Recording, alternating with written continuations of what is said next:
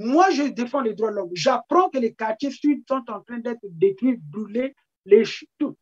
Je lance un appel à la radio-télévision congolaise. J'ai demandé aux éléments de la force publique qui habitent les quartiers nord de se joindre à moi pour sécuriser ces quartiers, pour éviter les meurtres. Il y a des gens qui étaient restés. C'est ça le problème. Ce ne sont pas des cobras. La preuve en est, si vous suivez bien les images, il y a même des gens qui, dans le véhicule, disent « Ah, maître, tu vas nous faire tuer. » Tu comprends?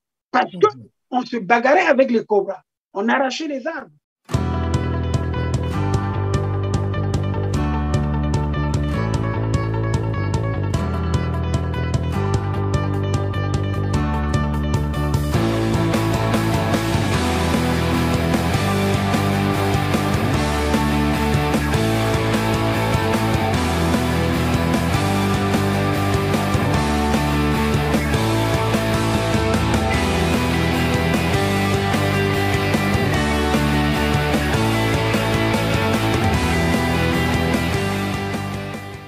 Mesdames, Mesdemoiselles et Messieurs, bonjour. Vous êtes à Perspective et Prospective, le Congo, la Renaissance. Aujourd'hui, nous allons parler des droits de l'homme à l'épreuve de la dictature et nous parlerons du cas du Congo-Brazzaville. Le Congo-Brazzaville est loin d'être une démocratie comme on nous le fait comprendre. Pour en parler, nous avons un invité et pas des moindres. Nous aurons Maître Massengo Thiassé qui va nous parler de lui, de son parcours et surtout de la connaissance qu'il a, n'est-ce pas, de la vie politique au Congo-Brazzaville. Monsieur Massengo Thiassé a écrit beaucoup d'ouvrages sur le Congo et sur l'Afrique. Je vais en citer 3. Il aura l'occasion de compléter cette bibliographie. En 1988, il publie « Comment peut-on vivre libre et digne en Afrique ?» En 2013, Maître Massengo Thiassé écrit « Qui a violé mes droits fondamentaux ?» avec une préface d'une personne illustre que les Congolais connaissent également, Maître Aloïse Moudilene Massengo, paix à son âme. Certainement un des ouvrages les plus importants de sa bibliographie, paru en 2019, c'est l'autopsie d'un État totalitaire, les crimes d'un génocidaire que beaucoup de Congolais ont vu passer. Mais monsieur Massengo Thiassé a occupé aussi pas mal de positions, de postes dans l'histoire du Congo-Brazzaville, bien évidemment.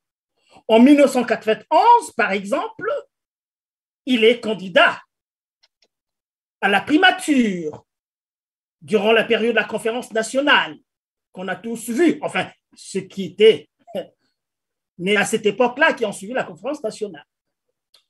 De 1998 à 2002, il est membre du Parlement congolais dans la commission Affaires juridiques et administratives. Vous savez très bien que Maître Massengo Thiassé, il est juriste, vous l'avez compris, il est politologue également, il est avocat international. De 2003 à 2016, Maître Massengo Thiassé est vice-président de la Commission nationale des droits de l'homme au Congo-Brazzaville. Vous voyez très bien que nous avons affaire à une personne qui a de la substance et qui connaît bien le Congo, l'histoire politique du Congo. Est-ce que quand j'ai dit cela, Maître Massengo Thiassé, il y a certainement des choses que je n'ai pas dites? Je vous donne, n'est-ce pas, cette occasion de compléter un peu cette biographie. Maître. Et soyez les bienvenus d'ailleurs sur notre plateau et merci d'avoir accepté notre invitation. Merci beaucoup. Bonjour et bonsoir à tous les auditeurs et toutes les auditrices qui nous suivent. Parce que c'est la première fois d'ailleurs que vous m'invitez à votre chaîne Teler TV. qui est l'une des meilleures d'ailleurs de la diaspora, parce que je n'ai pas l'habitude d'intervenir dans les médias de la diaspora pour des raisons parfois personnelles, d'autant plus que les gens n'y mettent pas souvent du sérieux. Et je crois que vous êtes une chaîne sérieuse. Lorsque vous m'avez invité, vous m'avez demandé de parler des droits de l'homme, et je ne pouvais pas refuser. Au point de vue présentation, il y a beaucoup de choses à dire. Il faut toute une émission pour parler de mon parcours, de ce que j'ai fait et tout. Ce qui est vrai, c'est qu'il y a une chose que vous avez oubliée. Je suis le président fondateur et toujours en exercice parce que j'avais laissé mon poste pendant que j'occupais les fonctions à Brazzaville, président du Comité international pour le respect et l'application de la Charte africaine des droits de l'homme, une organisation non gouvernementale qui a été créée en juillet 1988 à Paris. Je suis en même temps président fondateur du Comité international pour le respect et l'application de la Charte africaine des droits de l'homme et des peuples, le CIRAC, qui a été créé à Paris en juillet 1988 et qui a un siège à l'ONU en tant que qui a le statut consultatif à l'ONU. Donc, cette organisation est basée à la fois à Paris et à Genève. À Genève, parce que nous avons ce qu'on appelle notre représentation. Et je suis, comme a su bien le dire le présentateur Goma, que je suis également président du réseau Forum Radio Télévision des droits de l'homme. C'est un réseau qui regroupe plusieurs responsables d'associations des droits de l'homme à travers l'Afrique. Le conseil d'administration est composé de 12 membres. Et les 12 membres, vous avez un Malien, un Sénégalais, un Burkinabé, un Ivoirien, vous avez un Guinéen, et puis il y a un autre Congolais qu'on appelle Hervé Tabé, qui fait partie du conseil d'administration. Il est aux États-Unis, ou les Congolais. Il y a Jean-Michel Char, qui est avocat.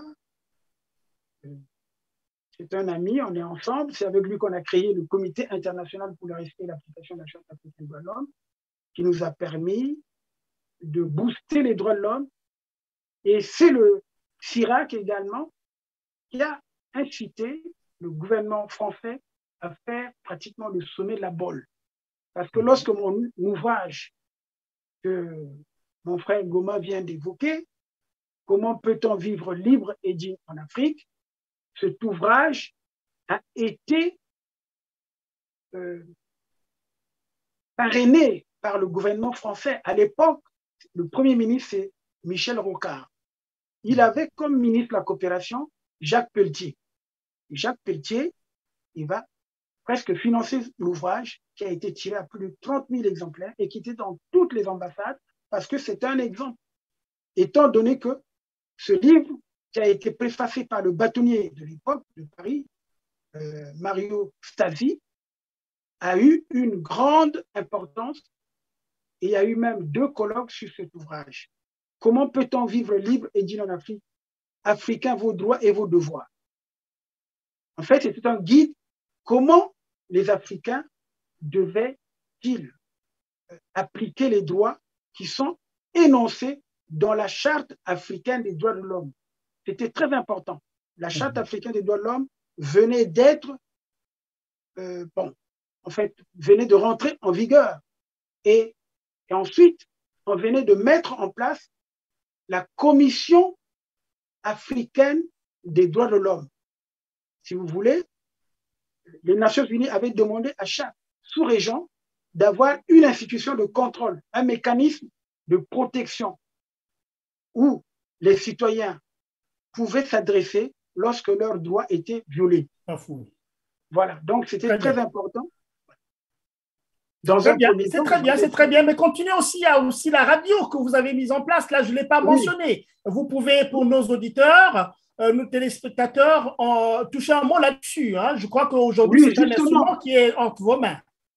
Oui, bien sûr, mais c'est un instrument qui est entre mes mains sans être entre mes mains. Pourquoi je le dis? Parce que la décision avait été prise en 92 au sein de notre comité international pour le respect et l'application de la Charte africaine de l'homme, de mettre en place un outil de communication pour aider les Africains à mieux s'informer et se former sur les questions des droits de l'homme.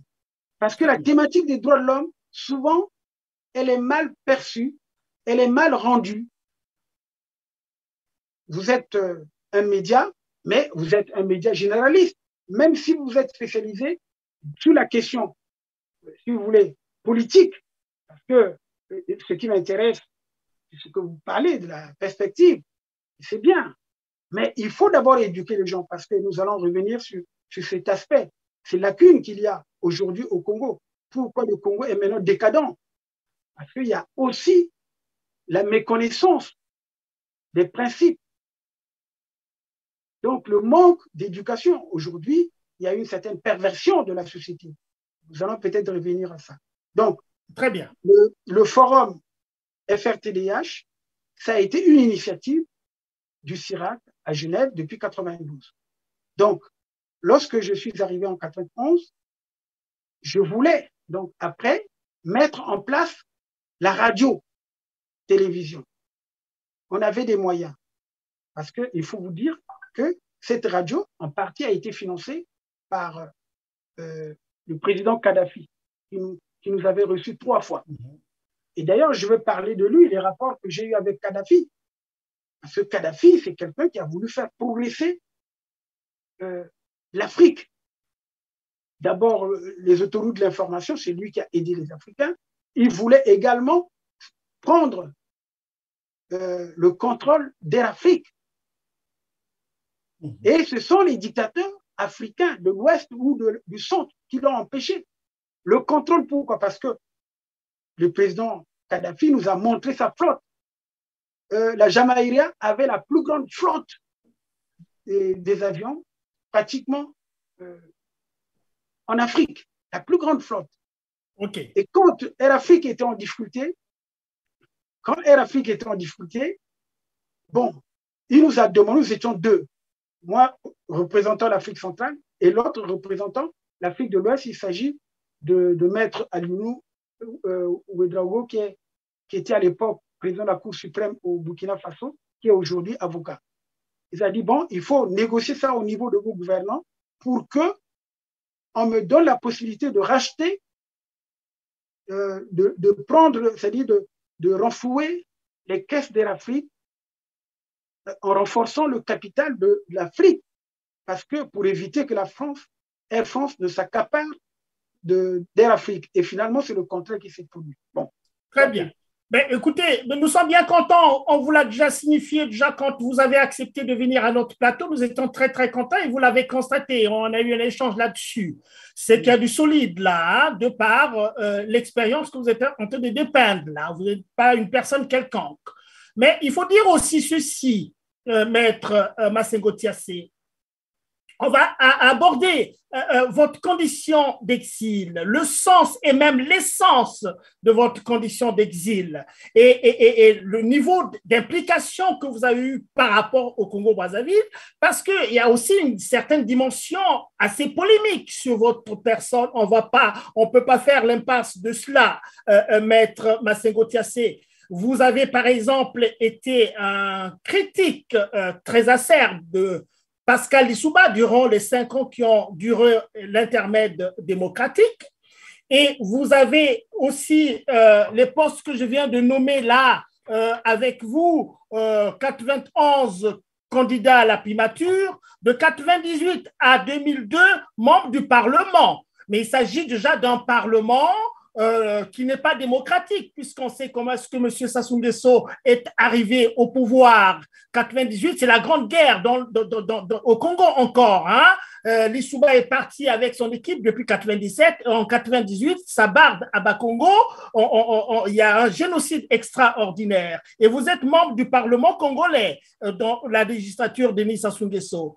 Et vous sortez de là, de à 2016, donc quand même pendant un temps, vous restez quand même dans la législature de M. Denis Sassou Nguesso, qui devient votre critique, vous portez une critique acerbe de ce régime-là, et donc vous voyez très bien que vous êtes quand même resté dans ce système-là comme vice-président de la Commission nationale des droits de l'homme au Congo-Brazzaville. Votre domaine à vous, là vous êtes un expert, vous voyez. Donc, il y a ça aussi, quand même, qu'il faudra que vous releviez aussi. Donc, pendant la période démocratique des 5 ans, vous n'avez pas accompagné peut-être l'installation de la démocratie en tant que telle. Bon, qu'à cela ne tienne, je veux simplement baliser ce contexte-là parce que les gens qui vous critiquent aussi viennent sur ces aspects et vous avez l'opportunité aujourd'hui d'en parler. Donc, dites-nous un peu, votre condition d'exil, comment est-ce que vous en êtes arrivé là? Pourquoi est-ce que vous êtes parti du Congo-Brazzaville?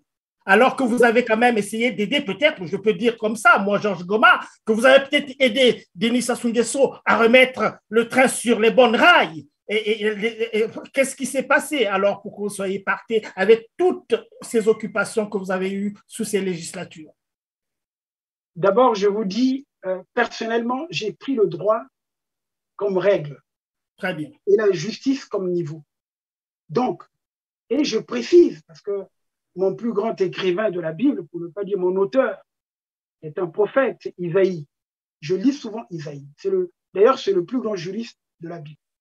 Alors, il dit aussi, la grêle emportera le refuge du mensonge et les eaux déborderont dans l'abri de la fausseté. Lorsqu'il le dit, c'est en connaissance de tout.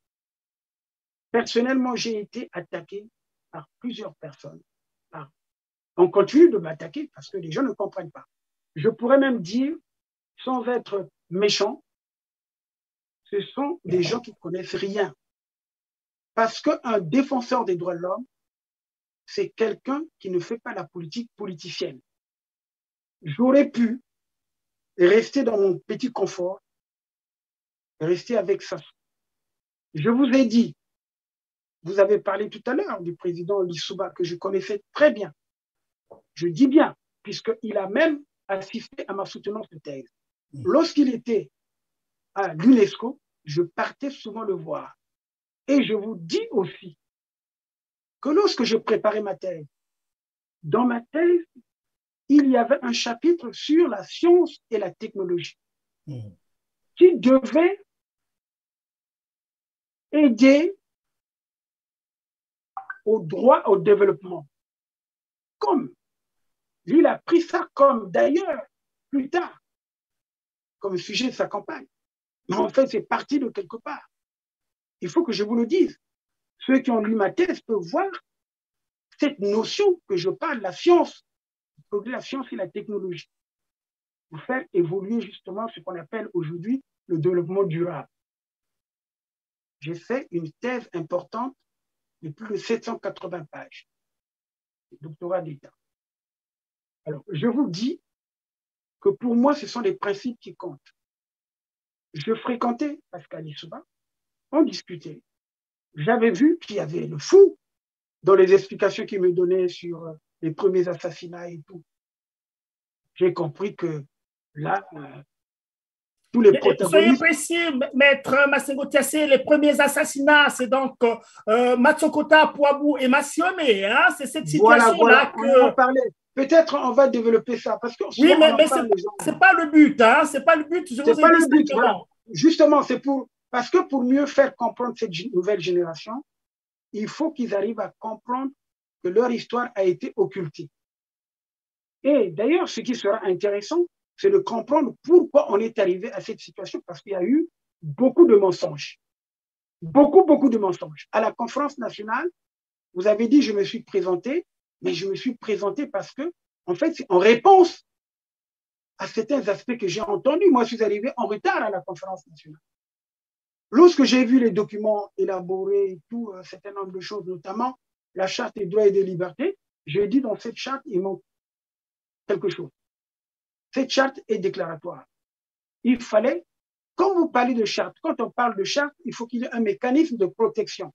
Mais il n'y en a pas, le mécanisme de protection. Donc, il fallait l'amender. Et lorsque j'ai vu tardivement, Monseigneur, pourquoi tu es venu en retard? Tu aurais pu être là justement pour le... J'ai dit, bon, comme les gens ne voulaient pas me donner la parole, je suis arrivé pratiquement la semaine où on a adopté des résolutions, des actes, on appelle les actes. Et j'ai dit, non, j'improvise ma candidature. Ma candidature était improvisée. J'ai fait mon discours. Même à la C'était une sorte de provocation à faire quelque chose de façon comme ça improvisée. Quand même, c'était un gros morceau, ça, être candidat à la primature à cette époque-là. Vous venez en retard et tout de suite vous lancez une candidature, ce qui veut dire qu'il n'y a pas une démarche réfléchie au départ pour donner du sens et de l'essence à votre candidature, maître. Mon cher Goma, c'est que ce n'est pas quelque chose d'irréfléchi, non. Je dis, c'est mûri, parce que la conférence nationale l'a préparé ici. Il faut le dire. Même si je ne le proclame pas, je suis l'un des acteurs. Celui qui est allé voir Bernard Kolela au nom de Moudi Leno, qui est l'auteur de la conférence nationale. Il faut que les gens le sachent. C'est lui. Mais l'auteur, dans quelle mesure, maître, s'il vous plaît? Parce que l'auteur, la conférence nationale au Congo est quand même, c'est pas moi, c'est en rapport quand même à un contexte international, non? Oui. Que tout le monde a vécu. Donc, on peut dire que voilà, une personne, persona, maître Modileno Masengo, ça sous-dit aussi qu'il est le père de la conférence nationale. Donc, je pense quand même qu'il faut prendre en ligne de compte le contexte international qui a rendu possible dans un certain nombre de pays africains ces messes-là, non? Je me trompe? Oui, vous avez peut-être raison, mais je peux vous expliquer. Lorsque vous voulez discuter, dialoguer, il faut être deux. Hein? Absolument. Sinon, il y a un monologue. Hein? Nous sommes en train, tous les deux, de faire un entretien à bâton rompu, en fait, en quelque sorte. Question-réponse, et puis on s'explique. Lorsque il y a eu le sommet de la Bolle, qui a précédé justement le courant des conférences nationales, entre-temps, il y a eu ce qui s'est passé, ce qu'on appelait la perestroïka. Perestroïka, oui. Donc, cette situation venue de l'Est qui a soufflé en Afrique parce que les organisations de la société civile africaine, notamment qui étaient basées en Europe, ont fait pression au gouvernement français, surtout lorsqu'il y a eu cette période du bicentenaire, 1989, parce que les gens oublient cela, oublient cette période qui nous a permis, nous, moi par exemple, j'avais rencontré Sakharov, j'avais rencontré Pérez de Cuéllar, parce que j'étais invité en tant que président du Comité international pour le respect et l'application de la Charte africaine des droits de l'homme, qui était déjà créé. Et mon livre venait de sortir.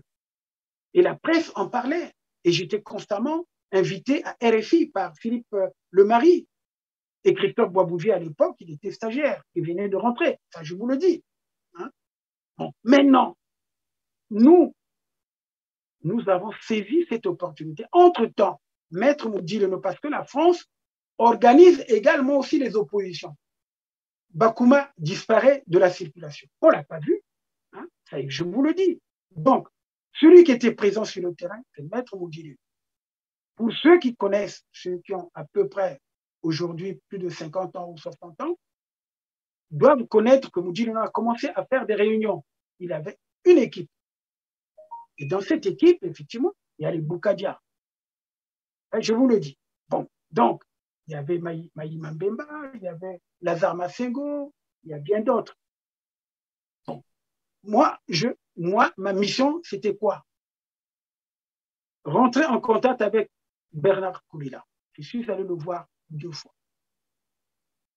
Et il est encore en vie, et Kondi Akala, rentrer en contact avec le groupe de Yombi, les Bokamba Yangouma, et également Mokoko. Voilà comment les choses sont faites. Il ne faut pas penser que c'est venu comme ça en l'air. Non, c'est pas... Sassou, lui, il a été mis au pied du mur. Et entre-temps, son premier ministre, qui est Alphonse Soukoulati Poiti, démissionne. Donc, sa machine est ébranlée. Bon, je pense la conférence nationale était un succès pour s'être tenue. Hein. Ben maintenant, les résolutions, c'est autre chose. Voilà. Mais je n'ai pas envie qu'on se perde trop dans la conférence nationale. Hein. Moi, ce qui est important par rapport à la question que vous avez posée, parce que vous l'avez promis, on va revenir encore sur le plateau, pour approfondir certains points, mais c'est vraiment cette temporalité-là, cette évolution temporelle. La conférence nationale, 1992, et puis 1997, et après 1997, dans votre parcours. Et le fond de ma question, c'était quand même, avec toutes les connaissances que vous avez sur le plan juridique, l'intérêt que vous accordez aux droits de l'homme, moi, ça m'étonne quand même que pendant la période démocratique où tout n'était pas parfait et tout était à faire, vous n'ayez pas pu apporter vraiment quelque chose durant cette période-là et que vous réapparaissiez tout simplement à partir de 98 jusqu'en 2016. Donc, en accompagnant quand même la personne qui aujourd'hui est devenue, je pense que M. Denis Sassou Nguesso devant vous, il va se mettre à trembler là. Hein, par rapport à la critique que vous lui apportez. Donc, il faudra que vous nous expliquiez un peu cette sorte de contradiction quand même, hein, cette sorte d'aporie par rapport à la défense des droits de l'homme que vous avez avec viscéralement et aussi l'accompagnement d'une personne que vous écrivez aujourd'hui qui est le plus grand génocidaire jamais connu dans l'histoire de notre pays. Oui, mais bien sûr, vous savez, je vais vous dire une chose. Qu'est-ce qui a fait que, personnellement, je sois déconnecté, si vous voulez, de certaines personnalités. Je suis avec vous. Nous sommes ensemble et il arrive qu'on n'arrive pas à s'accorder. Nous sommes entendus sur quelque chose. Je n'aime pas la traîtrise. La trahison, je ne l'aime pas. Quand vous me donnez votre parole, c'est votre parole. Et surtout pour moi, défenseur des droits de l'homme, la seule parole qui compte, c'est ne pas violer les droits des individus. Ça, je le dis. Pour moi, l'État n'existe que pour les individus. J'aurais pu me cramponner au pays, continuer à soutenir le dictateur Sassou, mais personne ne m'a enlevé de mon poste. Je suis sorti. Et en plus, quand j'ai mis la radio en place, la télévision en place, qui avait une ligne éditoriale assez dure vis-à-vis du pouvoir. Vous le savez. Et les gens avaient même peur de venir me voir, ou d'affronter, ou de venir même donner les communiqués nécrologiques. Les gens avaient peur. Aussi, on entend mon nom là-bas, même pour les communiqués nécrologiques. Une fois, j'ai fait une expérience. J'ai dit, mais c'est pas possible. Cette semaine, il n'y a même pas une seule entrée de communiqués nécrologiques ou autre. Surtout que les communiqués étaient pratiquement 5 fois moins chers. Chez là, nous, vous étiez au Congo, hein? Vous étiez au Congo. Hein? Pour dire que, parce qu'en dehors de la structure, quand vous ne pouvez pas évoluer, vous avez votre structure privée à part, où vous menez le même combat. Donc, je n'étais pas éloigné de mon combat, puisque la radio, c'est une radio des droits de l'homme. Vous l'avez perçu de loin pour ceux qui n'étaient pas sur place. Mais ceux qui étaient sur place ont senti effectivement que ça commençait à bouger. Et lorsque nous avons déclaré, nous allons faire une révolution. Et c'est pour cela que le pouvoir était furieux. Très furieux. Parce qu'on commençait à inciter les gens. Comment, quand les étudiants venaient, comment ils ont créé la structure de ras-le-bol et tout? Mais c'est à partir du forum. Quand ils revendiquaient leurs droits. Même quand on les a cherchés et tout, là, j'en parle, c'était été réfugiés au bâtiment du forum. Donc non, ne dites pas que on n'a rien fait et tout. Non, on a pris des risques. Sinon, comment Sassou allait m'en vouloir? Comment le pouvoir là, à deux reprises, ils ont tenté de m'assassiner. Vous comprenez? M'enlever la nuit, pleine nuit, 1h15 du matin jusqu'à 5h25. J'ai réveillé l'ambassadrice des États-Unis au Congo, Madame Sullivan. Madame Sullivan, Stéphanie Sullivan, ouais. Oui, je l'ai réveillée. Et c'est elle qui a appelé mes enfants parce que je ne savais pas ce qui allait m'arriver. Maître, là, vous avez dit on est à bâton rompu et c'est bien aussi comme ça. Hein? Vous êtes là pour, une fois de plus, ce n'est pas la dernière fois. Hein? Donc, il faut que vous vous expliquiez, que vous donnez évidemment ces éléments. Justement, je viens de ça. Voilà. Parce que je vous dis tout simplement, vous ne pouvez pas aujourd'hui, en tant que défenseur des droits de l'homme, dire que moi, je n'ai pas mené une action. Ça, c'est une offense. C'est me blesser parce que j'ai pris des risques. Et la radio qui a été mise en place pour critiquer. Aujourd'hui, on parle de l'expression libre des citoyens. On appelait ça le radio-trottoir. Mais nous, c'est nous qui l'avons créé à Brazzaville. Et les autres, finalement, se sont mis sur nos traces. Ce qui me révolte, c'est que aujourd'hui, ce qui se passe au pays est scandaleux. Vous ne pouvez pas aujourd'hui voir une population qui est démunie à côté des gens qui volent de l'argent et vous allez les accepter. On viole les droits, non seulement les droits civils et politiques, on ne donne pas la possibilité aux gens de s'exprimer librement ou d'élire leur président et tout, ou en fait, d'exercer leur souveraineté, leur droit souverain, le peuple. Mais ils ne jouissent pas aussi des droits sociaux, économiques et culturels. Droit à l'éducation, zéro. Droit au travail, zéro. Droit à la santé, zéro. Droit à l'alimentation suffisante, zéro. Droit ne fût-ce qu'à l'habitat, zéro. Donc, vous allez observer, regarder comme ça. La première chose, c'est soit contester au risque de votre vie, lorsque 2 tentatives, 2 empoisonnements, parce que les empoisonnements, ça va être plus ou moins réussi, mais sans que je sois mort. Mais maître, c'est important ce que vous dites, mais je vais quand même faire remarquer que j'ai entendu, beaucoup de gens disent qu'il faut être dans le système pour changer le système de l'intérieur.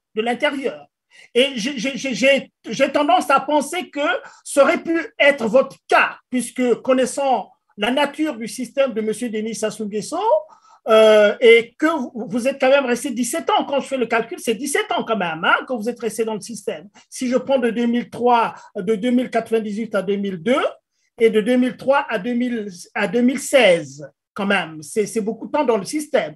Mais vous n'avez pas dit à nos auditeurs encore ce que vous reprochiez vraiment d'aussi sévère à Pascal Lissouba. Ou disons pas, je ne vais pas faire une fixation sur Pascal Lissouba parce que ce n'est pas le plus important. Je vais plutôt parler en termes des 5 ans quand même où nous avons pensé qu'il fallait faire la politique autrement au Congo-Brazzaville et que tout le monde, y compris ceux qui étaient dans l'opposition et ceux qui étaient au pouvoir, pouvaient conforter cette dictature, cette démocratie pour empêcher qu'une dictature revienne. Mais Sassou Nguesso, on le connaît depuis Sassou 1, on le connaît très très bien.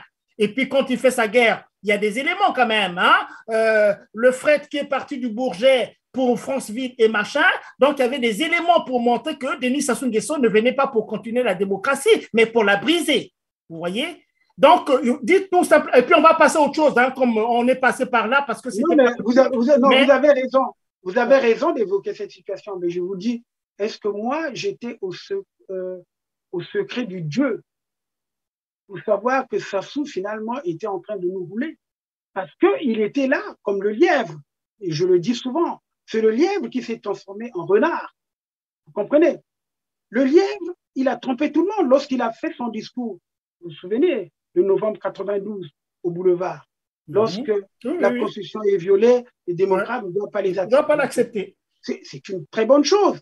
Donc, tout le monde l'a soutenu.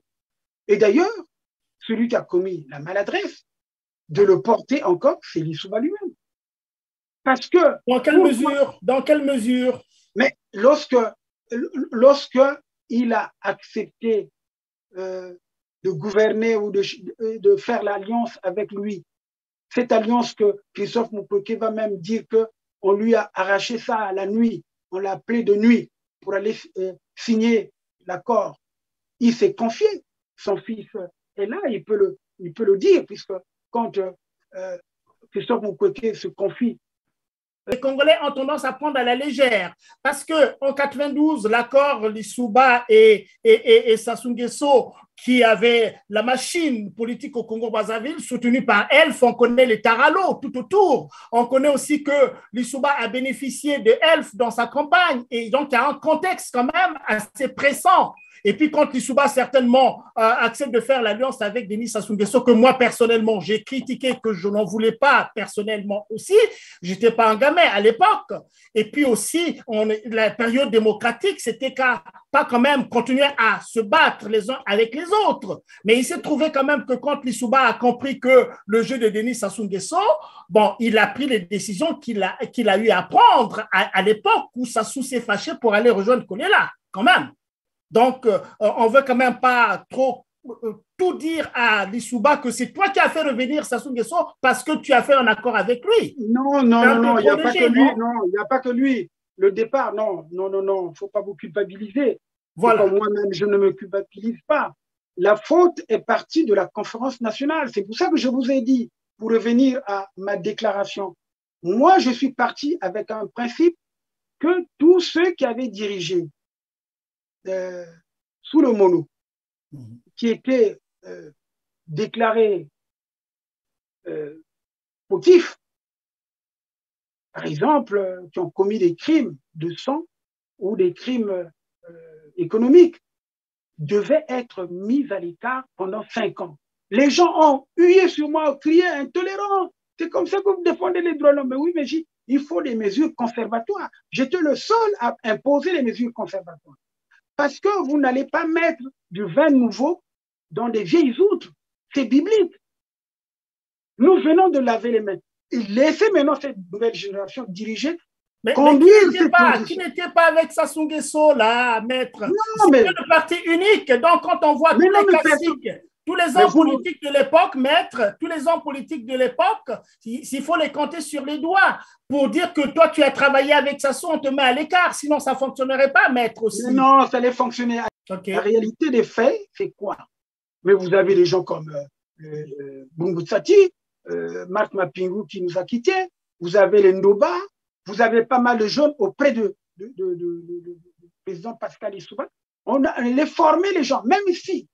Parce que lui, il aurait pu rebondir en disant oui, effectivement, j'ai eu des accords avec Sassou pour le tranquilliser, mais il y a les résolutions, les actes qui ont été pris à la conférence nationale où on a dit que le responsable de ce qui s'est passé à partir de mars 1977, c'était Sassou.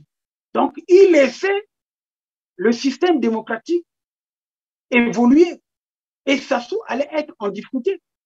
Je parie pourquoi il est allé chercher un point de secours, un point d'attache avec Kolela. C'est parce qu'il n'avait plus de force. Il n'avait plus de force. Et pourquoi Kolela l'a reçu à bras ouverts alors que Kolela c'était le plus craint par Denis Sassou Nguesso. Lui qui disait le Mintoudia, c'était bien Sassou Nguesso. Et que si elle a soutenu Lissouba, c'est bien parce qu'il s'est dit, avec Kolela, ça va être dur pour notre ami Sassou Nguesso, non? Bon, voilà, c'est une très bonne analyse. Vous comprenez ça? Je pense qu'on se comprend. Moi, j'ai eu des problèmes justement avec Kolela à cause de ça. J'ai dit, pourquoi? Il faut laisser Sassou seul. Il quitte l'UPADEF pour venir avec l'URDPCT. Ça va faire mal. Et c'est là où moi j'ai été victime. La première victime des ninjas sans qu'ils prennent des armes, c'est moi. Ils m'ont agressé. Ils m'ont cassé les lunettes. Il y a un gars qui est ici, qu'on appelle Massimbo Delmas, faisait partie du lot, parce que j'étais contre, justement, ces accords URDPCT. J'ai bien écrit ça, j'ai sorti un journal. Il faut connaître le parcours de quelqu'un. Aujourd'hui, je vous dis, en tant que démocrate, défenseur des droits de l'homme, si Goma est aux affaires, il est président de la République, je vais le soutenir par rapport à ces vidéos. Mais si il ne respecte pas les principes, je deviens quelqu'un qui va le fustiger, qui va le dénoncer, qui va dénoncer sa politique ou sa pratique. C'est tout à fait normal. En matière de droits de l'homme, il n'y a pas de parti pris. Pour ceux qui pensent que je change de camp, je ne change pas de camp. Je suis resté droit dans mes bottes en respectant les principes que je défends depuis 1976. Maître, on va passer à un autre point. Vous dites beaucoup de choses intéressantes, mais la chose autour de laquelle j'ai articulé ma question, je ne trouve pas encore un élément. C'est-à-dire que cette critique de la législature Pascal Lissouba, tout en reconnaissant certainement des erreurs, mais je pense que les 5 ans-là auraient été la matrice même, la matrice de la transition démocratique. Et nous avons tous fait dynamiter cette période-là. Il faut mettre les choses dans le contexte. Il ne faut pas aujourd'hui déformer les faits. Moi, j'ai reproché beaucoup. Vous êtes là pour ça, pour nous éclairer, maître. Je suis intéressé sur ces questions politiques depuis 1967. Quand j'ai pris ma carte à l'UGEP, j'avais à peine 14 ans. Et j'étais secrétaire général, plutôt j'étais secrétaire à l'information de la section UGEP du CG de Bakongo. Et à l'époque, le président, c'est Baké Kolo, Jean-Claude, qui a été tué avec Diawara, que vous connaissez quand on dit aspirant. Donc, c'était mon président, moi j'étais secrétaire à l'information. Et j'étais qu'en 5e. Et lui, d'ailleurs, il n'avait pas terminé la 3e, il n'avait pas passé son brevet, on l'avait envoyé en formation. Et quand il est revenu, il était sous-officier, et puis finalement, il a laissé tomber les études. Bon, ça, c'est une parenthèse que je tenais à ouvrir et à refermer. Pourquoi je suis revenu à cette notion de coup d'État de 97? Parce que pour moi, ce qui s'est passé, c'était inadmissible. Qu'une milice puisse s'attaquer à une force militaire, et une force militaire qui est décousue. C'est là où le président Pascal Lissouba a été trahi. Il a été trahi. C'est vrai, lorsqu'il a mis en place sa réserve ministérielle, il se disait probablement qu'il n'était pas sûr de cette armée qui avait été entretenue par Sassou pendant une dizaine d'années. Une armée avec une pyramide renversée, il faut le dire. Il faut que les gens le sachent. La pyramide renversée avec beaucoup plus d'officiers que d'hommes de troupes. Oui, mais justement, c'est pour ça que je dis, quand vous voyez des gens comme Joachim Yombi qui devient son premier ministre, vous avez les Méry Martin qui reste l'ami de Sassou. Bon, vous avez des gens qui finalement ont joué le jeu. Moi, je ne parle pas de Mounari. Mounari était apolitique. C'est une aventurière politique. Et elle s'est intéressée à la politique après quand elle est devenue directrice de cabinet. Parce qu'on connaît comment elle est arrivée, comment elle a atterri chez Lissouba. Mais le problème, c'est comme je le dis, il y a des erreurs, on ne va pas revenir sur ça. Parce qu'après tout, notre débat, c'est aussi trouver des solutions pour construire notre pays demain. Absolument. Donc, mais il ne faut pas occulter ce que nous avons fait. Moi, je ne veux pas que les gens m'attribuent ce que je n'ai pas pu faire. Et je ne veux pas, et je refuse ça, parce que je l'ai fait dans un cadre qui est normal. Comme j'ai dit, mon frère Goma, qui est en train de m'interroger, si par bonheur, il a la tête de l'État, il dit, mais écoute, Tchafé, viens travailler avec moi dans le domaine qui est le tien, je viens. Maintenant, si j'estime que ça ne marche plus, je retire. C'est tout. Je ne m'accroche pas sur un point. Moi, j'ai laissé un grand bâtiment. Mes amis me disent, mais écoute, il faut qu'on envoie les gens là-bas. On n'a pas investi pour rien. Non, mais il faut. Mais imaginez, je suis sorti. Personne ne m'a viré. J'ai quitté mes fonctions. Je suis venu. Nombreux ne le font pas. Il n'y a que 3 personnes au pays qui ont déjà fait ça. Oudi Leno, qui a quitté ses fonctions. Il y a Sokolati Poiti, qui a quitté ses fonctions. Et moi. Donc, maintenant, il y a Maître Mbemba, qui était, avant qu'il soit poursuivi, est venu parce qu'il y avait quelque chose qui planait. Et nombreux sont les gens qui vont à la mangeoire. On aurait pu rester, effectivement, peser. Lorsqu'on a vu ce désordre, ce chaos, ou bien vous choisissez de perdre votre vie, et puis ce n'est pas en étant mort que vous allez faire avancer les choses. Il vaut mieux être vivant. Très bien, maître. Merci, maître. C'est très bien. C'est très bien. De toute façon, on reviendra. Mais il faut quand même qu'on retienne que, écoutez, ce qui est arrivé au Congo-Brazzaville, la déchéance morale que nous vivons, pas seulement morale aussi, sur tous les plans que nous vivons aujourd'hui, nous tous, peut-être, nous sommes responsables pour n'avoir pas suffisamment voulu défendre la démocratie, de toutes les façons. On va les dire de cette manière-là. Hein. On est tous responsables d'une manière ou d'une autre. Hein. Parfois, quand on me dit ça, moi, non, je ne suis pas responsable. Mais avec du recul, ben, écoute, je suis comptable de n'avoir pas suffisamment défendu la démocratie au Congo-Brazzaville et faire revenir, n'est-ce pas, un génocidaire, un criminel comme Denis Sassou Nguesso. Je le dis clairement et nous l'avons toujours dit depuis très, très, très longtemps et on ne va pas se départir de cela. Bon, on passe maintenant. Et puis d'ailleurs, excusez-moi. Oui, allez-y. Et puis, il faut dire ceci, que je dis, il faut que les gens sachent que Sassou, c'est le plus grand criminel. J'insiste. J'insiste aussi. Grand criminel. Non, mais c'est le plus grand criminel. Lorsque je compare, moi, je fais l'inventaire, j'observe, je regarde. Je suis un grand observateur des questions politiques du pays. Donc, je dis, je défends les droits de l'homme, mais qui a fait beaucoup plus mal. Si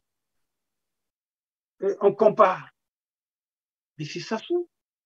Mais regardez, même, il y a des dégâts collatéraux, c'est-à-dire la population qui souffre. Aujourd'hui, le pays est tombé très bas. Le vol. Même ça fait un quart de siècle, hein, ça fait un quart de siècle, maître, hein, qu'il est revenu. Mais bien sûr, donc, mais c'est grave. Donc aujourd'hui, il n'y a plus d'excuses. Lorsque, déjà à partir de 2011, je commençais à critiquer Sassou en disant c'est un dictateur. Je le critiquais, la radio. Première fermeture. On a été fermé. Hein? On nous a même empêché de l'émission Expression directe des citoyens. Mais on faisait des émissions, on faisait parler les gens. Les langues se déliaient. C'est déjà une victoire. Donc, aujourd'hui, comme tu as su bien le dire, tout le monde est responsable parce que ceux qui ont permis à Sassou de se présenter en 92 et ceux qui lui ont donné également le suffrage et ceux qui l'ont réhabilité plus ou moins à la conférence nationale en sachant que cet homme-là est responsable des crimes de sang et des crimes économiques. C'est ce que j'ai dit. On n'a pas pris des mesures conservatoires qui auraient pu dire que Sassou, tu te mets d'abord de côté. Le ciel n'allait pas tomber. Et je vous dis, je ne dis pas que j'étais au secret de certains grands, mais je leur ai posé la question. Ils m'ont dit, par la suite, effectivement, nous étions sur ce plan-là, carrément prendre Sassou, mais aller doucement, doucement. C'est pour ça qu'on avait commencé par son frère, Maurice, qui était arrêté. On avait arrêté également Monsieur Lekunzo, Père son âme, donc justement. Alors, donc aujourd'hui, ne pensez pas qu'il y a... C'est-à-dire qu'il ne faudrait pas toujours revenir sur cette situation. Moi, j'ai fait l'autopsie. L'autopsie d'un État totalitaire s'intéresse à la personne qui est là, crime d'un génocidaire, tout en évoquant notre passé, qui est un passé douloureux. Et c'est un passé également cousu de beaucoup d'erreurs. Et ces erreurs-là, nous voulons les reproduire. C'est ce que je ne veux pas. Nous les sommes en train de les reproduire dans la diaspora. Les égaux. C'est quoi, hein? Quand on veut parler, tu n'as aucune connaissance. Il y a des gens qui ne connaissent même pas, ne fût-ce que leur territoire. Les districts du pays, il veut être président, il veut être candidat à tel machin. Mais non, il faut d'abord se cultiver, connaître son propre pays avant de faire la politique, vous intéresser à la politique. Mais c'est bien, ça nous montre la médiocrité. C'est vraiment, nous sommes dans une médiocratie aujourd'hui au pays. Mais ça nous permet, nous, de rebondir. Et peut-être nous arriverons à ce point plus tard, lorsque nous allons trouver des solutions. Comment réparer ce qui a été détruit? Et ça, c'est important. Alors, comment réinstaurer l'État? Comment réinstaurer l'État? Ne faisons pas du tribalisme. Il y a trop du tribalisme. Lorsque Tchassé parle, le gars des pays du Niari, il va être contre parce qu'il va se souvenir de Pascal Issouba. Alors, vous voulez que je vous montre que moi, j'avais demandé, quand j'avais proposé que les Pascal Issouba, les Sassou et tout ça ne se présentent pas, parce que je visais Augustin Poignet. Pour moi, Augustin Poignet, c'était un grand frère. Je peux même vous prouver que lors de ma soutenance de thèse, lui, il m'a donné un chèque de 600 francs français à l'époque. C'était pratiquement un peu les 2 tiers de ma bourse, parce que j'avais une bourse de 900. Non, elle était passée à 1200, je crois, parce que j'étais en terre d'État. Vous comprenez? Donc, c'est pour montrer que personnellement, j'avais pas une certaine animosité vis-à-vis de Pascal Lissouba. Non, c'est par rapport au fait que les événements de 65, il n'a pas beaucoup clarifié. Pascal Lissouba n'était pas tribaliste. Il n'était pas tribaliste. Ce sont les gens qui ont poussé Pascal Lissouba dans ce sens que son équipe qui ont fait la guerre. Parce que lorsque vous argumentez, vous dites, oui, mais lorsque vous voyez Kolela faire sinon, vous le mettez en difficulté. Vous le mettez en difficulté. C'était pas lui. Il était obligé d'assumer ce que les autres ont fait. Donc, non, c'est pour préciser une chose.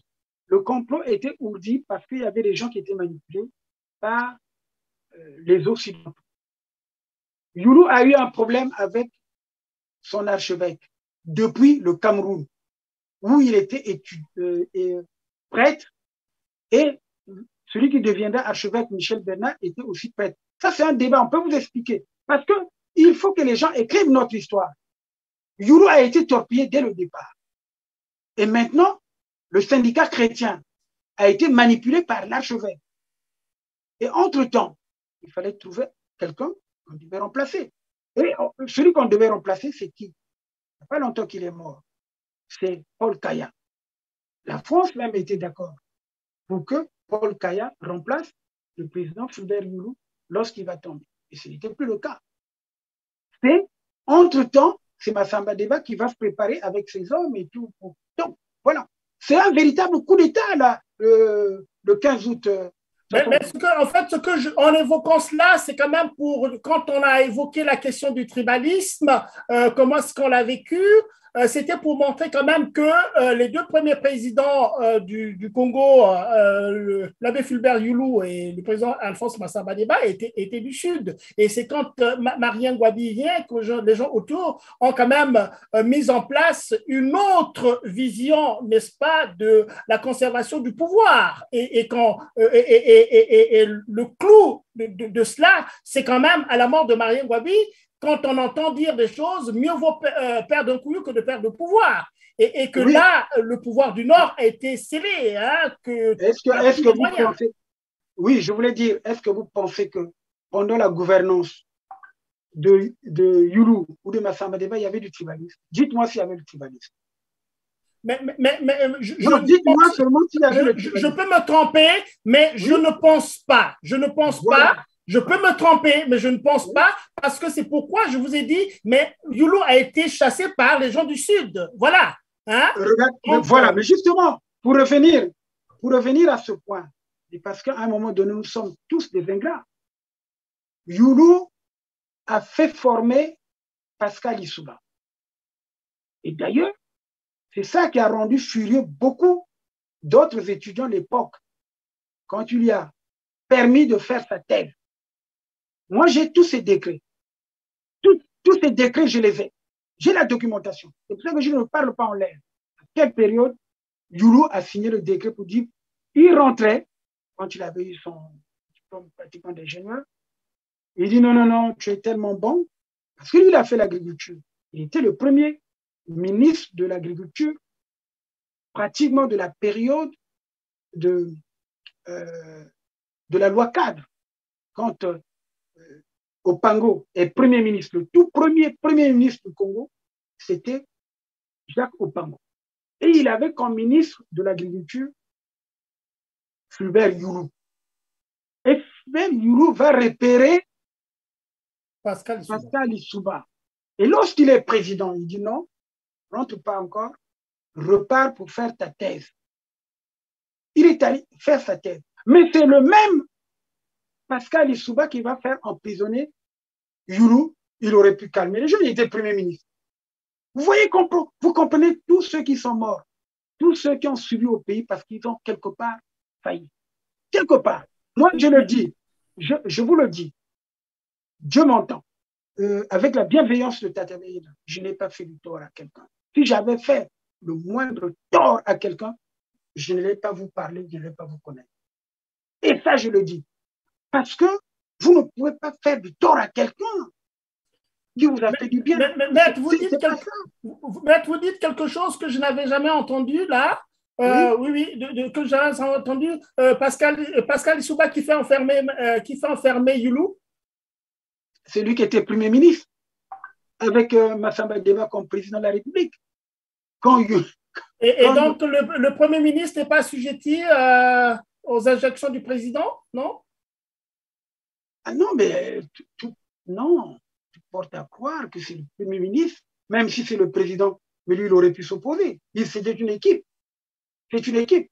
Pourquoi, d'ailleurs, dans la fin... Oui, une équipe, ça se comprend. Mais quand on met tout sur Pascal Lissouba, tout sur Pascal Lissouba, Premier ministre, on a tendance à oublier l'équipe et le président.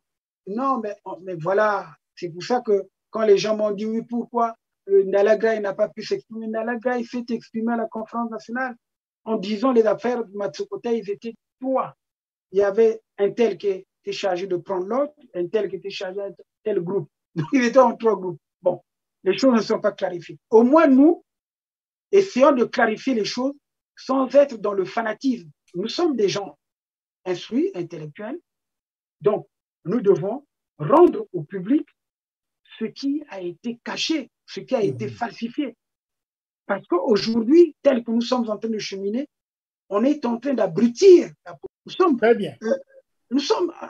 On peut dire beaucoup de choses. Peut-être à une prochaine émission, je vous dirai si Sassou quitte aujourd'hui, en 6 mois, le Congo est redressé. Et ça, on peut le faire. C'est tout. D'accord. Très bien. Il n'y a pas de choses. Vous voyez, non. Hein? Faites votre travail d'éducation. Voilà. Éduquez les gens. Les gens sont trop dans la comédie. Sassou aime bien cette comédie-là, hein, la diversion. Oh, mais un tel a dit ceci, ah, bon, un tel. J'avais même dit à quelqu'un, toi, dans tes postes là, quand tu racontes n'importe quoi là, ah, mais si j'ai appris là-bas à la présidence, Sassou a fait ceci, oh, ben, un tel. Il y a des gens qui font le perroquet dans les réseaux sociaux. Mais ça arrange Sassou. Il vous distille des informations. Il faut l'attaquer.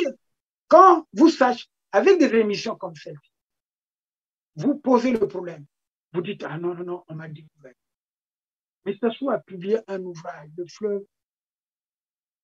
Le fleuve, le manguier et la souris. Le manguier et la souris. Mais ça, moi, je l'ai décortiqué. Je pense que vous avez suivi cette émission. Je l'ai décortiqué et je continue. Il n'y a pas peut-être 10 personnes qui connaissent mieux Sassou. Moi, je l'ai tutoyé. Il m'a fait des propositions, beaucoup de propositions, je n'ai jamais accepté. Et c'est là où, justement, probablement, il a voulu se venger, dire il faut l'éliminer. Parce que lorsque tu m'envoies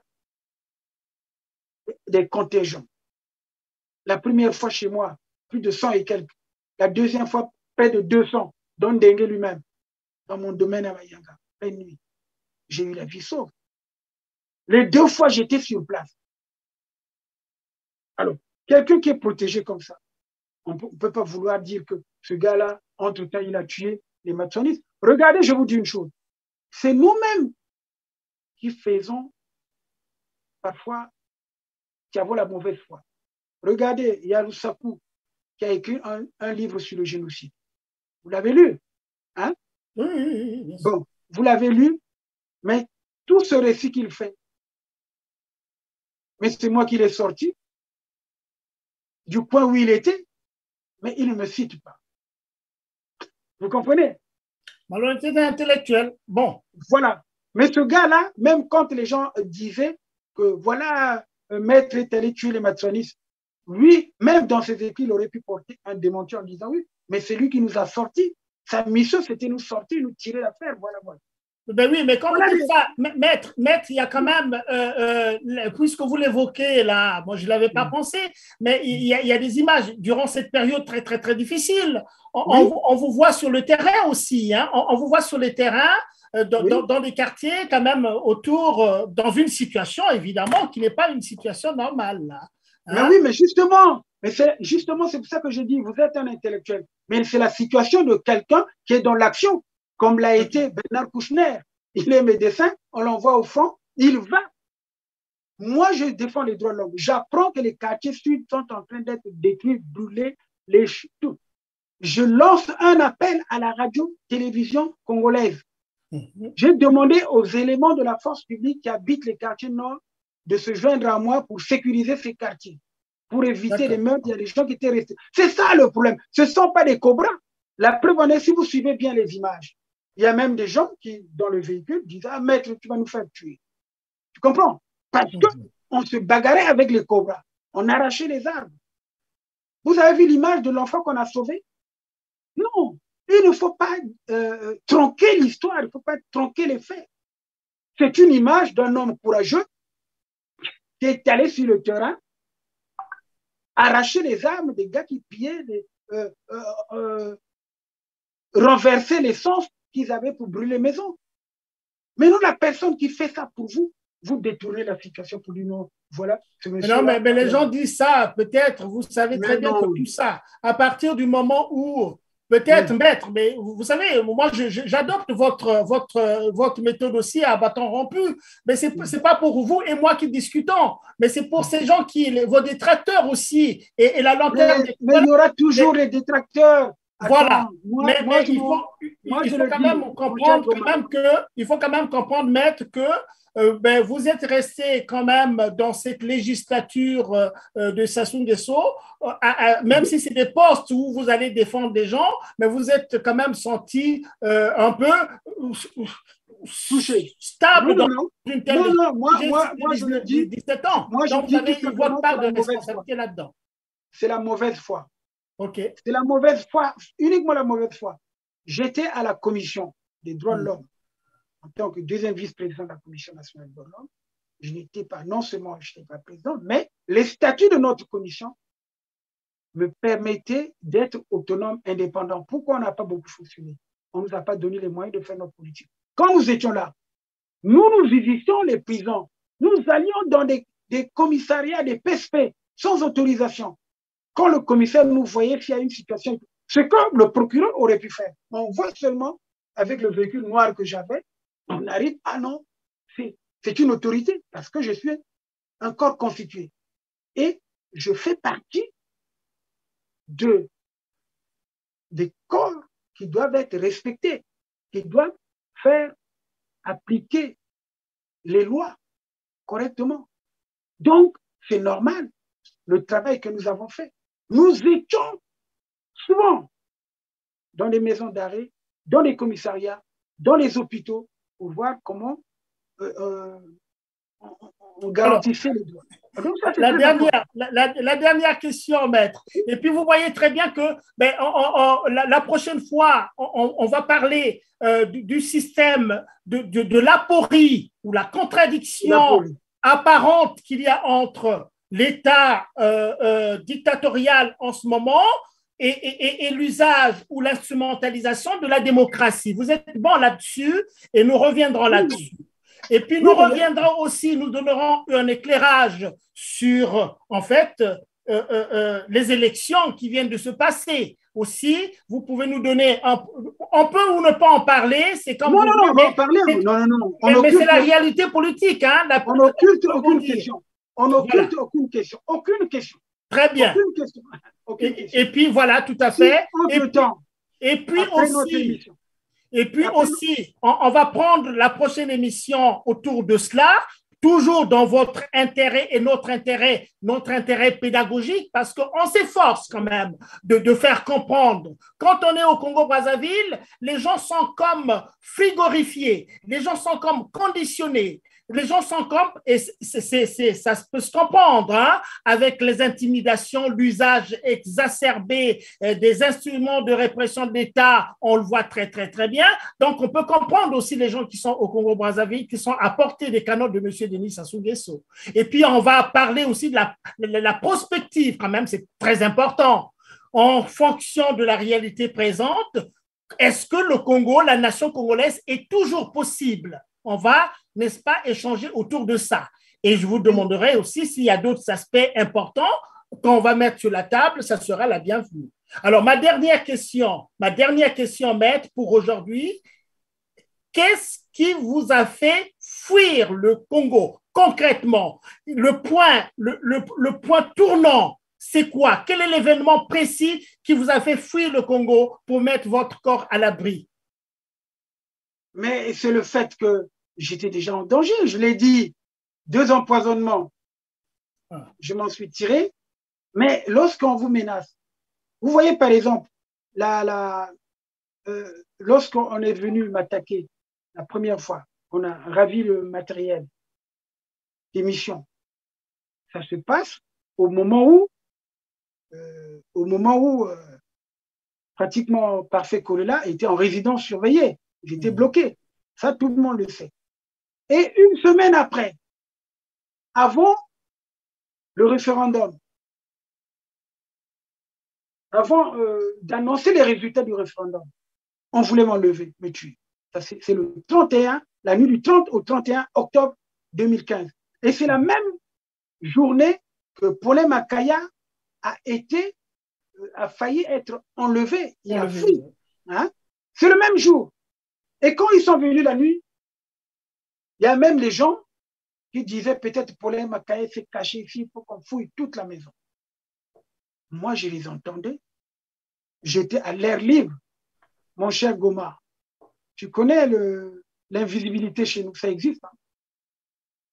Je te dis, dans nos régions-là, ça existe. Et moi, on ne m'a pas vu à 2 reprises. Parce que je suis en train d'expliquer. C'est la Providence, peut-être vous direz.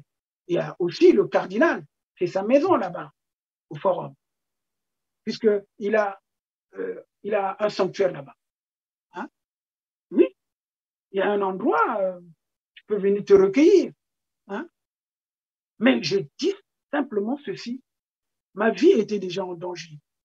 La nuit du 28 au 29, avant la journée ville morte, on vient dans mon domaine privé de Mayanga. Et là, il y a 200 militaires, y compris Ndengue. Ils ont sorti 2 caisses de véhicules. Et ces 2 caisses, je ne sais pas quel était le contenu. Probablement, il y avait des armes et des munitions pour dire qu'on a trouvé. Si on m'avait attrapé, et voilà ce qu'on a trouvé chez nous. C'était simple, le seul plan. C'est ce qu'on a failli faire à celui qui vient de nous quitter, Albert Onyangi. Parce que moi, j'étais en entretien avec Onyangi, il m'a expliqué comment ceux qui voulaient l'arrêter avec le même motif. Et j'étais encore au Congo. Donc, quand j'ai senti le danger, j'ai dit, je sors du pays. Je suis sorti avec, ça j'en parlerai peut-être plus tard, mais je suis sorti. Pendant que je suis dans le pool, je n'avais pas encore atteint Chintoumi, parce que je suis arrivé de passage à Chintoumi. Et c'est là où j'étais bloqué d'ailleurs. Pas Chintoumi, parce que Chintoumi m'avait demandé de rester à Kiboussi. Je suis resté à Kiboussi. Après l'avoir rencontré, lui, je n'étais pas chez lui. C'était trop risqué, donc. Et puis moi aussi, je ne faisais pas tellement confiance à lui. Je lui dis, peut-être il va me livrer, il faut que. J'ai dit, moi, je sors. Peut-être pas lui, mais c'est gars. Vous savez, quand on a eu. Toumi, vous pensez un seul instant que Toumi avait aussi intérêt à vous livrer? Non. Vous savez, quand on a une équipe, il faut faire attention. On a une équipe, lui-même, il pouvait être sincère. Mais parmi ces gars, lui, il peut avoir des gens, quand on dit on recherche Tchassi, où est-ce qu'il est? Vous comprenez? Donc, il fallait bien que je me sécurise, que je me mette à l'abri. Donc, pendant que je suis là, on vient attaquer, pas attaquer, mais on vient fouiller l'hôtel, tout l'hôtel, sa fille. Vous avez appris cette affaire, on a parlé des mercenaires, on recherche des mercenaires, il n'y a pas de mercenaires, il n'y a que Tchassi qu'on cherche. C'est sa tête. On a même dérangé un ambassadeur. L'ambassadeur qu'on a dérangé, c'est l'ambassadeur gabonais, qui était mon voisin pratiquement chaque fois, parce que moi, je ne dormais plus chez moi, je dormais à l'hôtel sa fille parfois. Vous comprenez? On n'a pas pu m'avoir. Donc, par rapport à cette situation où ma vie était en danger, 2 empoisonnements, 3 tentatives d'enlèvement et d'assassinat, qu'est-ce que je prends comme décision de quitter le pays pour mieux servir le pays, pour mieux servir cette opposition. Parce que si je n'étais pas venu, il n'y allait pas avoir le rapport que j'ai présenté au Conseil des droits de l'homme, que j'ai déposé même à la Cour pénale internationale, pour qu'ils ouvrent une information, le premier rapport de 2016 sur ce qui s'est passé. Parce que la radio était aussi une banque de données de tout ce qu'on recueillait comme témoignage. Très bien. Il faut le savoir. Donc, ne pensez pas que nous n'avons pas d'acte. Nous sommes en fait, ce que nous avons dit, ce que nous avons fait est inattaquable, irréfutable et irréfragable. Voilà. Et ça, je peux vous dire, c'est la vérité. Le bouquin là, oui, mais c'est Satou ne peut pas attaquer. Hein, ne peut pas attaquer ce courage. Ne peut pas attaquer. Il a voulu utiliser justement Parfait Kolela, qui m'a porté plainte pour ce livre, pour un passage où je dis tout simplement que ce qui s'est passé en 2016, bon, c'est aussi sa faute parce qu'il n'a pas soutenu la journée ville morte avec son ami, l'éternel traître Fatima Biala. Hein? Vous comprenez? Très bien. Parce que Fatima Biala, c'est de lui qu'il s'agit, des gens qui vendaient la mèche à Sassou. Si l'Issouba a perdu le pouvoir, c'est lui. Il est parmi ceux-là. Il est parmi ceux-là, je l'indexe, qu'il m'apporte une contradiction. Nous avons tous les éléments. Moi, j'ai reçu Fatima Biala chez moi au forum. Il y avait quelqu'un qui l'avait attaqué, mais il est venu avec, bon, je ne dis pas le nom du colonel qui était avec lui. OK, mais très bien, maître, très bien, mais on laisse à Monsieur Tati Mabiala la possibilité de venir aussi à notre antenne, où il vous a écouté certainement. Bah oui, il n'a qu'à venir, mais il le sait. Voilà. D'ailleurs, qu'il vienne pour que j'ajoute d'autres éléments de lui.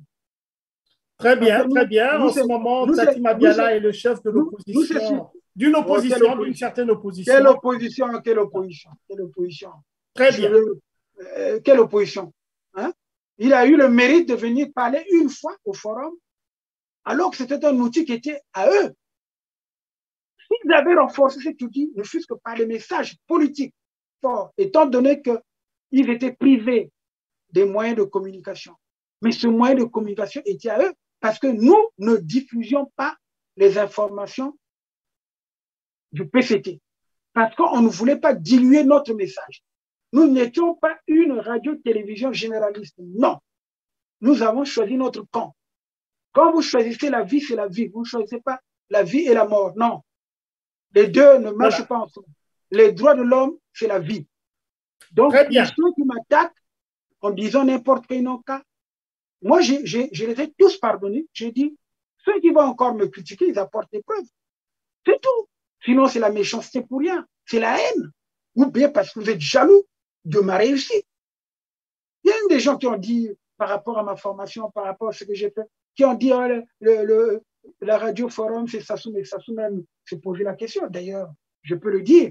Une fois, je crois que c'est en 2014 qu'on s'est vu la dernière fois. Et les gens, mais tu as plus d'ennemis que moi. Les gens viennent raconter n'importe quoi, que je donne plus les moyens parce que tu critiques le pouvoir et tout ça. C'est comme si, un peu ils rigolaient seulement. C'est comme si, comme Sassou me connaissait très bien, je le connais, il ne pouvait que dire non, allez vous faire voir ailleurs parce que c'est pas ça, c'est pas la réalité. Très bien, maître. Merci beaucoup, merci beaucoup. On va s'arrêter par là pour aujourd'hui. Il nous reste à remercier nos auditeurs, nos téléspectateurs, nos internautes qui nous suivent depuis un certain temps. Et merci, maître, d'avoir pensé que nos émissions avaient quand même de la substance, de la façon dont nous présentons les choses et vous, le travail que vous faites également. Et nous sommes donc en phase. On va se retrouver donc la semaine prochaine pour une autre émission. Merci encore.